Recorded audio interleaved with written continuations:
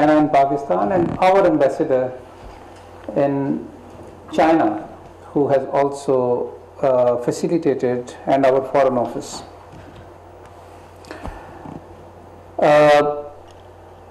We are very impressed with the way the Chinese government has dealt with this outbreak of COVID-19.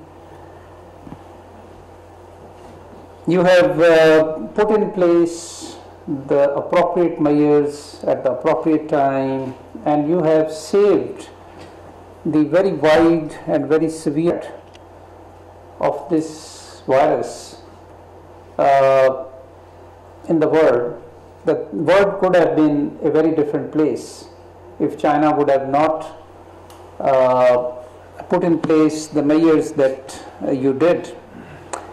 It still spread, but this spread could have been very fast, and the loss of life would have been very high if you would have not done what you did in China. So not just Pakistan, but the world is very thankful to People's Republic of China. As a student of public health myself, I understand that it is unprecedented what China has done.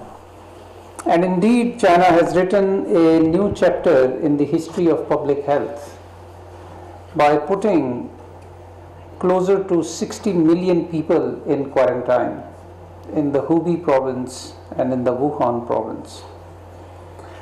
The world has not seen this before. The world has not witnessed this before. And not only that, but also the rigorous implementation, effective implementation. World has learned a lot from China in this regard. And this will go a very long way in future, in the future of prevention and control of communicable diseases anywhere in the world. So this has added to human experience the ways with which the nations, the countries should be dealing with the outbreaks of the communicable diseases. So it's not just Pakistan, it's the world which is learning from Chinese experience. Secondly, we are also very, very thankful to China for the cooperation that they have extended all along, despite being themselves in a difficult situation from the beginning, whether it was diagnostic kits or whether it was personal protection equipment or other equipments. Despite being in a time of difficulty yourself, you have cooperated fully with Pakistan, and people of Pakistan are very thankful to you for this. As General Ahmed said, we have today 1560 cases in Pakistan. And until now, according to our best information and knowledge, there is not a single case with a travel history of China which we have in Pakistan. This is remarkable if you think about it. This is really remarkable. And this could happen only because the coordination and the cooperation which existed between the government of Pakistan and the government of China, and as a result of which you decided to not allow Chinese citizens to travel to Pakistan before 14-day quarantine in China before they travel, and then exit screening, and then also on the top of it, His Excellency also worked with me very closely to ensure that all those Chinese who will end up in Pakistan will again go into self-quarantine for 14 days. And the Chinese embassy took the responsibility for this. So effectively, this was round about 1 month of quarantine. And this is why we don't have a case from China. And this is really remarkable, and we are very, very thankful to you for this. Please communicate my thanks and gratitude to your Minister of Health and to your seniors and to your government, that how grateful we are for this. And I think this again will go in the history of prevention and control of communicable diseases between countries, that how if the right measures are put in place at the right time, how even a country like China with a population of 1.4 billion or 5 billion could still make it possible that not a single case will move across the border. We are perhaps not realizing this at this point in time because we are living through it. But when we will look back after 50 years, after 100 years to what happened, people will be surprised that there was not a single case which came from China to Pakistan. This is the effectiveness of the appropriate measures at the appropriate time. We also decided, it was a tough decision for us, we also decided not to evacuate our students from Wuhan. And it was a very tough decision for us. But we worked again very closely with the Chinese government, and we just followed their recommendations and their policies and their regulations. Chinese were very nice. They allowed those countries who wanted to evacuate against their recommendation. But Pakistan was one country who followed it, and they took good care of our students. And today, now that the disease is spreading in Pakistan, the same students are actually thanking the government of Pakistan for not evacuating them.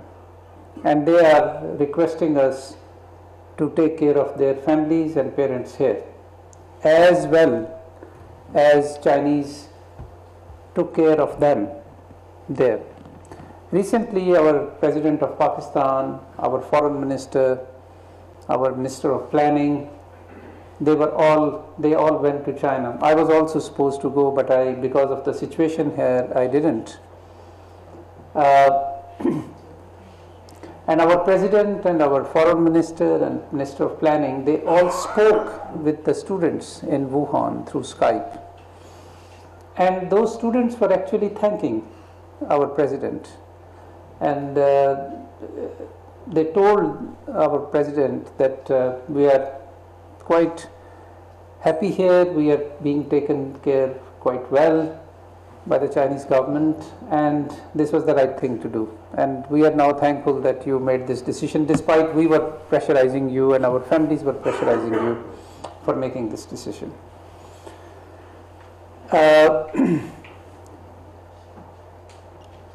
I'm very glad to know about the different specialities which you have brought as part of your team, and we are very interested in all the experts and the expertise that you bring. I think that we can tremendously benefit from your presence here at this point in time, and especially at a time when we are also starting a major national program for training of health professionals in critical care. Because critical care is that part of this whole epidemic where you need a timely and expert management of the patients who are critically ill. And that makes a difference of life and death in people. So we have almost finalized our plan, and I would like my team, which is planning this training, this will be a 2-day crash training for clinicians in critical care, and I would really very much like the expert that you have on critical care to sit with our team and discuss with them our plan, and if there is any input or advice that you can give, it will be very helpful for us. Lastly, in every challenge there is an opportunity,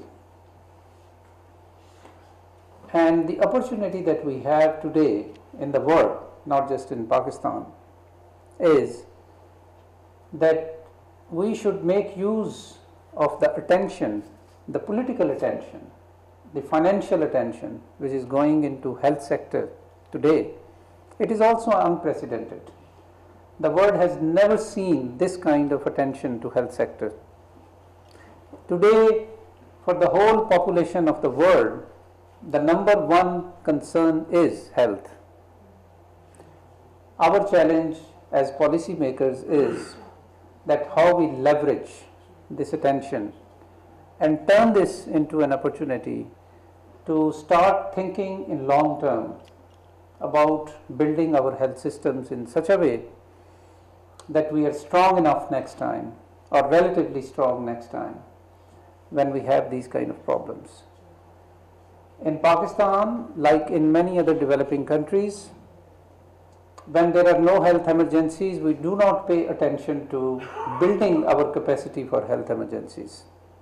This is natural because other priorities in health sector take over.